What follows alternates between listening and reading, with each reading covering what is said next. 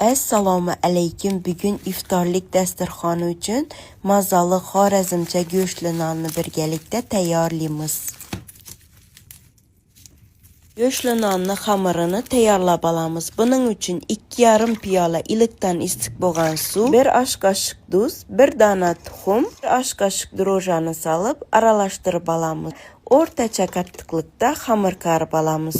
Tayyor bo'lgan xamirni issiq o'rab 1 soat dam oldiramiz. Go'sht, piyoz, go'shtni yog'idan to'g'rab olamiz va o'simlik yog'i, tuz, xohish shakar, bolgarskiy solib aralashtirib olamiz. Yana olib tayyor bo'lgan xamirni 3 zavalaga bo'lib olamiz.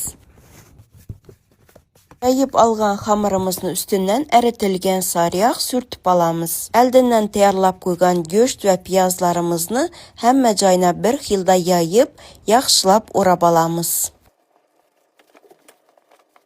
Pergament qog'ozining ustiga ozgina un solib olamiz. Tayyorlab olgan xamirimizni qo'yamiz va ustini beklab qo'yamiz. Qolgan 2 zuvalamizni ham shu ko'rinishda tayyorlab olinchamiz dam olib turadi. Tayyorlab olgan xamirimizni ozgina un solib yayib olamiz.